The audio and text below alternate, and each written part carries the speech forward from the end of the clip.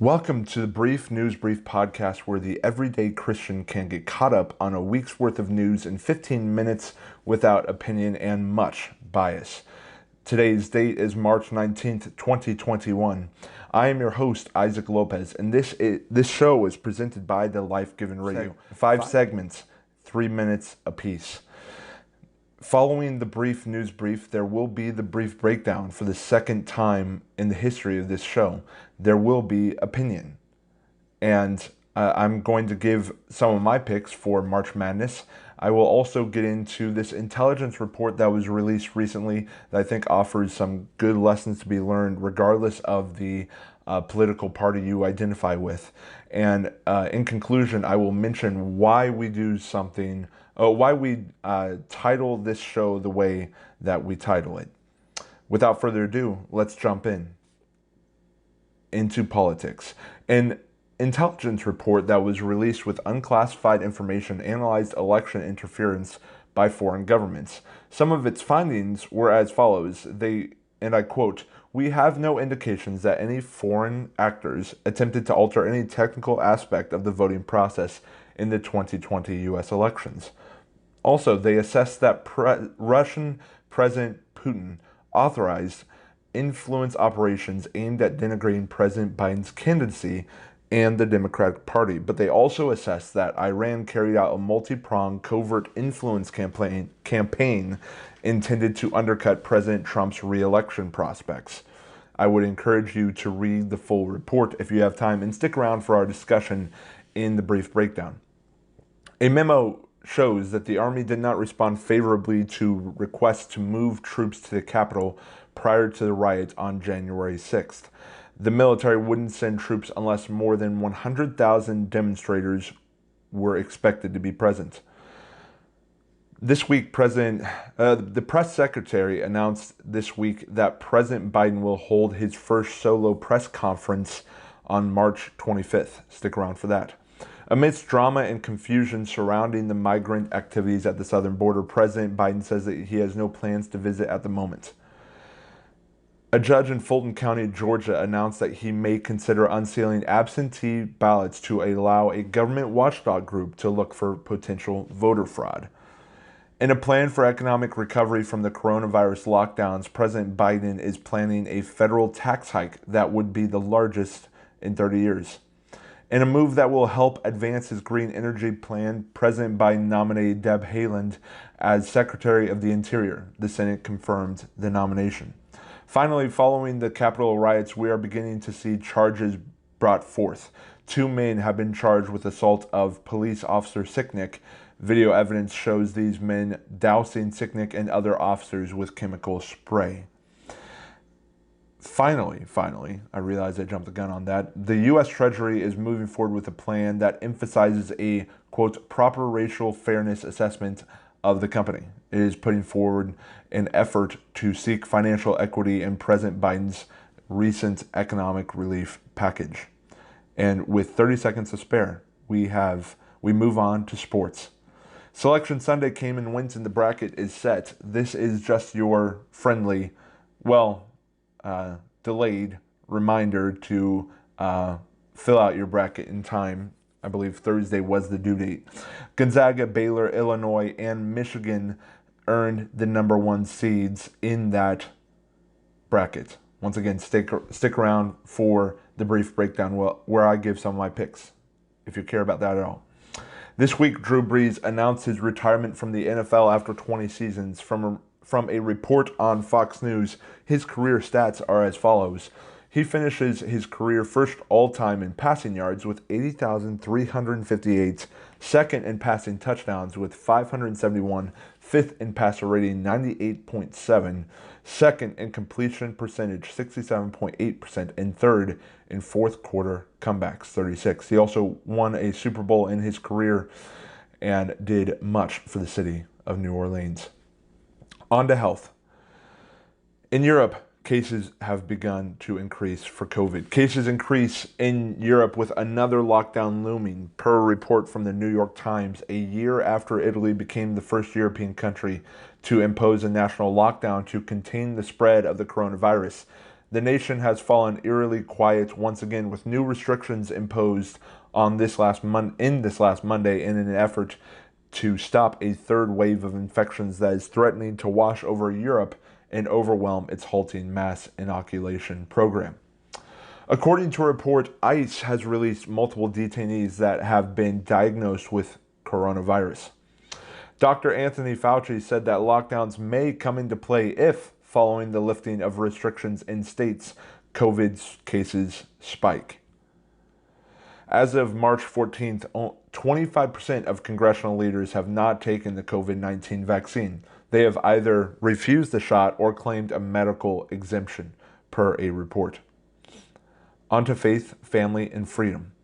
In a new HBO docuseries called Q, Into the Storm, the identity of Q, of the popular conspiracy theorist QAnon, claims to have been revealed. Spoiler alert, they think it is Ron Watkins. There is plenty to be said, but I will let you read the article for yourself. You can find that in the description. This in a report from The Blaze. Doman, a former practicing homosexual who chose to leave the lifestyle and enter ministry and now has a wife and kids, created a Vimeo account in October 2016 promoting his ministry. The Christian Post reported. Doman and his church posted nearly 100 videos to the account, including videos addressing sexual orientation as it relates to religion. Doman said that the videos were part of Church United's work to challenge the state's efforts to expand its ban on SOCE to include pastoral counseling. That did not sit well with Vimeo, which alleged that Doman's account violated the platform's content rules banning SOCE, or what critics of ex-gay ministries call conversion therapy, end quote. A high school student in Baltimore, Maryland passed only 3 classes in the span of 4 years with a GPA of .013. His mother, Tiffany France, said in a report, "He's stressed and I am too. I told him I'm probably going to start crying. I don't know what to do for him. He didn't fail. The school failed him. The school failed at their job. They failed. They failed. That's the problem. Here they failed. They failed. He didn't deserve that." Elsewhere in education, Columbia University is set to hold graduation this May. The only difference is that it is going to hold 6 different graduation ceremonies based off of students' cultural backgrounds, races, or self-identities. Columbia says it will provide a more intimate setting for students who self-identify in a variety of ways. 25-year-old Malik is accused of shooting 3 adults and a child over an argument surrounding a stimulus check. Malik wanted half of the stimulus check, but the mother of his child only agreed to give him $450. Catalina Enriquez, a biological male, won the Miss Silver State USA pageant this week in Nevada, an event considered the biggest preliminary competition for the Miss Nevada USA pageant. And finally, to end on some good news, at least some interesting news. Whether this is good news or not, tax day has been delayed an entire month to May 17th. Individual taxpayers can also postpone federal income tax payments for the 2020 tax year due on April 15th, 2021 to May 17th, 2021 without penalties and interest regardless of the amount owed, the IRS is quoted for saying. A 21-year-old who confessed to killing 8 different people in 3 different Atlanta massage parlors was turned in by members of his family to the authorities. We were contacted by members of the family indicating that that may be their son. So we met with them. I was there speaking with the family. They're very distraught and they were very helpful in this apprehension, per Cherokee County Sheriff Frank Reynolds in a press conference. Thank goodness for this family's common sense. In what is being acclaimed as a major step in the biological study of science, this falling under interesting news, scientists have managed to grow a mammal outside the womb for the first time. A team of researchers from Weizmann Institute of Science in Israel says that they have successfully grown 1,000 mice embryos for 6 days using a mechanical device. Now, if you enjoy the Brief Newsbrief podcast, you may like the Brief newsletter, which will continue to have reporting like this at a future date. I will loop back around to this in a month or so once my schedule has solidified. But if you want to get a jump start on any newsletters that may come out prior to that, sign up for that in the link below. If you would like to drop a tip on a story that you would like me to cover, email me at thebriefnewsbrief@gmail.com. Also, if you want more reporting from other reporters who share a similar vision to myself, check out the Life Given News, a site dedicated to reporting in succinct and honest ways. If you're interested in writing for TLG, reach out to me at thelifegivenandreceived@gmail.com. Follow me on the social medias if you want. I'm on Facebook, Instagram, Parler, MeWe, and Gab as Isaac Lopez. Now, to conclude the brief news brief, remember who the real enemy is, Ephesians 6:12, and God bless. I will speak with you all next Friday, or if you stick around for the brief breakdown, I'll speak with you in one moment.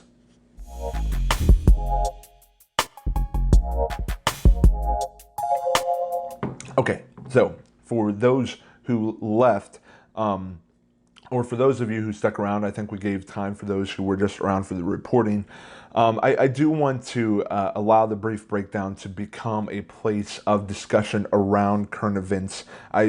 I made it very clear in my last episode that I didn't want to turn the brief breakdown into something that was just mudslinging non-stories. And if you want to catch up on that discussion, you can catch up on the last report that I did and the first brief breakdown.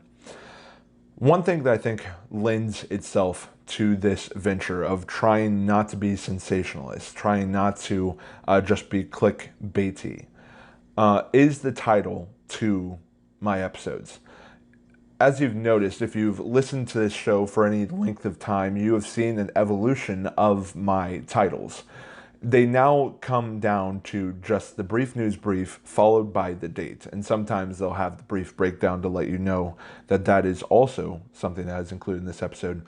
The reason I did that is that I wanted it to really, for those of you who tune in each week, you're not clicking on it thinking, oh man, here's a hot take, or here's a juicy story that Isaac is just going to continue to foment this ridiculous propaganda, whatever it is, from whichever side.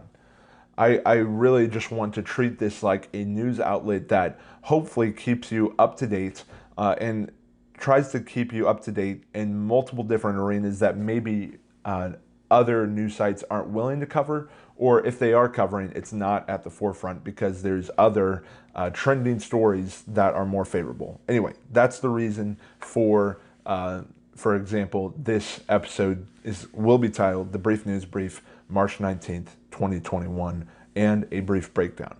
That's it. Anyway, let me know what you think about that.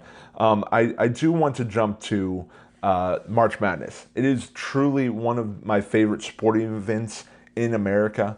I think that it's very fun, and although I've never gotten into gambling or betting, I do like entering brackets into different pools. There's been years where I've had 4 or 5 different brackets going. This year I only have 2, one with my family and one with the place that I work at. And I do want to go over the one that I put into my family bracket because that's where I was actually probably more honest. Or I was willing to take leaps on going against my instinct. So my instinct generally tells me to pick the higher seed or to pick a team that I've watched and think that is obviously, sorry, my phone is buzzing. Well, actually I can say my phones because I have, I'm trying to transition from one. Anyway, if you want to hear about my phone situation, you can ask me in person. It's kind of wonky, but hopefully it will be solidified by the next time I record, and I can then control all the volume on all of them. Anyway, so normally I will pick a team based off of what I've seen, heard, researched on them, and just buyer beware, my bias is completely in the favor of the Kansas Jayhawks. I grew up watching them, and as a kid I would pretend to be them, and for a while I aspired to play and train to hopefully get a scholarship one day there. God had other plans, so I did not end up really coming close to it, but still, I only took Kansas to the Sweet 16. I only took them to the Sweet 16. Normally, I take them at least to the Elite Eight, Final Four championship. But in recent years, they've struggled the last couple of years to really put the right team out on the court because they have a lot of talent. A lot of these big schools will have talent, but really, when it comes down to it, if you want to make a deep run in March and into April to win the championship, you need to be playing together as a group, as a team. And Kansas is still figuring that out. They got hit with COVID midway at the very end of the season. And really, I could only take them to the Sweet 16. And a friend of mine had to convince me to take them beyond the round of 32. My Final Four, here are my Final Four picks, okay? Because this is why we ended up discussing this, is Iowa out of the... I can't remember which. Out of the West. Yeah, Iowa out of the West. They're the 2 seed. Out of the West. Out of the East, I have Michigan. Out of the South, I have Ohio State. And out of the Midwest, Illinois. Now, of those teams that I picked, I don't like any of them. I don't. But I have too many times been hurt because I will pick the team that I know or I'm comfortable with. And generally, those are the teams out of the Big 12 conference. And let me tell you, the Big 12 does not often perform super well in March. So I decided to go against my instinct. I decided to go against what I prefer, my preferred picks. Anyway, so that's my Final Four. Let me know what your Final Four is. Reach out to me. Find me in the Life Given Radio Conversation Facebook group. So that is definitely something that is completely up to chance or whoever is the hottest hand, whoever has the hottest team. But it's always fun to dig in. So let's conclude with this. This intelligence report that was released, I think offers a great lesson to be learned, whether you're Republican, Democrat, Libertarian, whatever you identify yourself as. I think this found a couple things that can get lost in the shuffle, and that sometimes one side, whether it's the Republican Party, whether it's the conservative will read this report and say, aha, I knew it. Iran was trying to undercut President Trump. And if you're on the liberal side and you read CNN, you'll look at this report and said, yes, I knew it. President Putin and President Trump were in cahoots. Now, I'm all for palace intrigue. I think that definitely happens. I'm never going to deny that people don't have agendas at the highest levels.